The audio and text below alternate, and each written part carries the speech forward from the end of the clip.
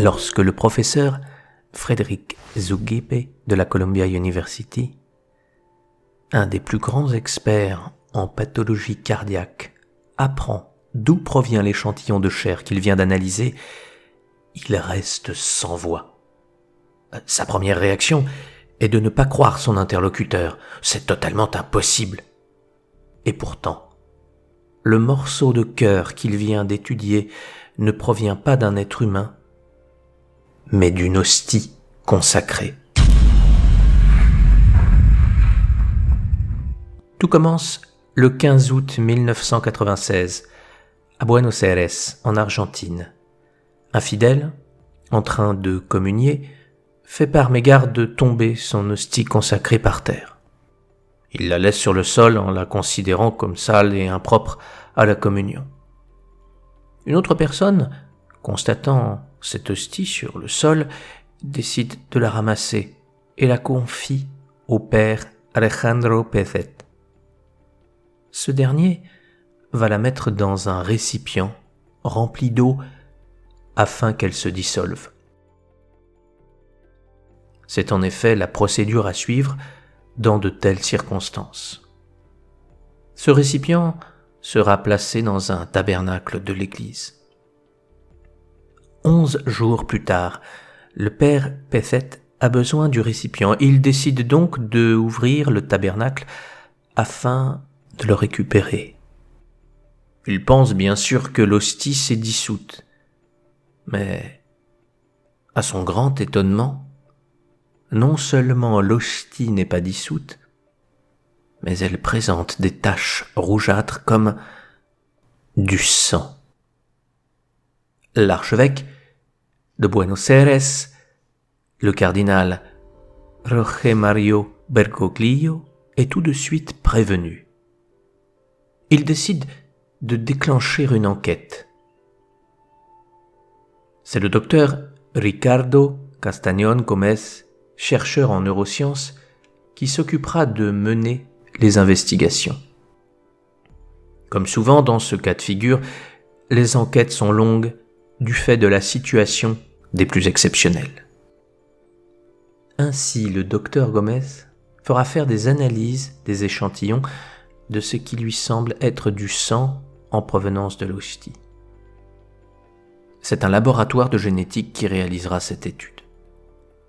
Le résultat dépasse l'entendement. Selon le laboratoire, la substance qui provient de l'hostie est du sang. Sang dont on identifiera l'ADN comme étant humain. Des globules blancs seront aussi identifiés dans ce sang. Le professeur Linoli, qui a identifié les globules blancs, déclara que, fort probablement, les échantillons correspondaient à du tissu cardiaque. L'enquête avance donc. Les taches présentes sur l'hostie sont du sang. Du sang humain qui proviendrait d'un cœur. Le docteur Gómez va continuer ses investigations. Il va demander au professeur John Walker de l'université de Sydney en Australie plus de détails sur cet échantillon. Celui-ci confirmera que les cellules présentes proviennent de tissus musculaires cardiaques et que les globules blancs étaient intacts. Alors que, normalement, une fois hors de l'organisme, passé 15 minutes, les globules blancs se désagrègent. Mais là, force est de constater que ce n'est pas le cas. Encore une donnée totalement incroyable qui s'ajoute à la liste.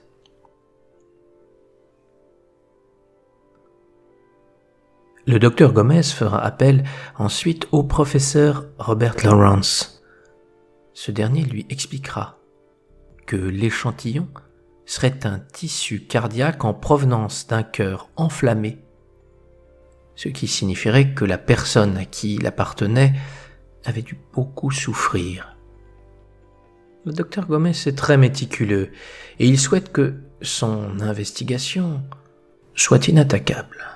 Aussi, pour conclure son enquête, il fera appel au plus grand expert en pathologie cardiaque et médecine légale, le professeur Frédéric Zugibe de la Columbia University de New York.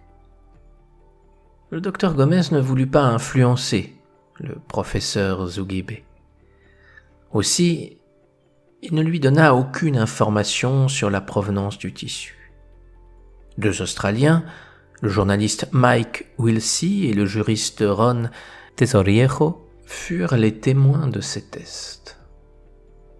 Une fois son analyse terminée, Zugibe déclara « L'échantillon que vous m'avez apporté est un muscle cardiaque, soit un myocarde, plus exactement le ventricule gauche. Le patient a énormément souffert parce qu'il présente quelques thrombus, empêchant à certains moments la respiration.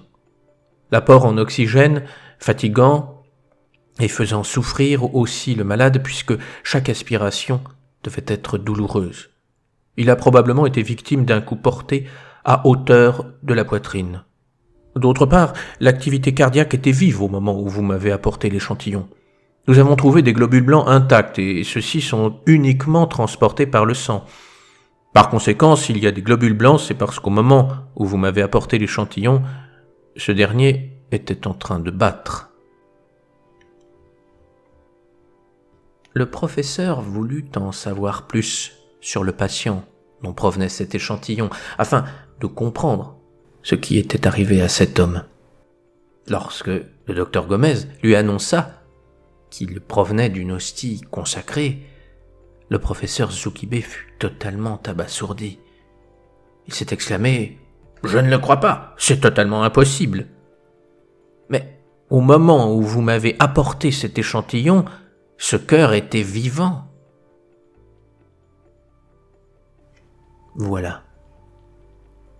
C'était l'histoire totalement incroyable de cette hostie consacrée qui s'est transformée en chair humaine. Le groupe sanguin de ce sang était AB, le même que le sang qui a été analysé sur le suaire de Turin. Ce récit est tout bonnement inconcevable. Il y a des preuves physiques, des analyses scientifiques, et pourtant, en avez-vous entendu parler ? Cette histoire devrait faire la une de tous les journaux, mais ce n'est pas le cas. Les médias préfèrent parler de la guerre, des catastrophes, des derniers potins. Le plus incroyable, c'est que ce miracle n'est pas un cas unique. Il en existe d'autres. Et si vous le souhaitez, je pourrais vous en parler dans une prochaine vidéo. J'espère que cette histoire vous aura inspiré et je vous souhaite à tous le meilleur.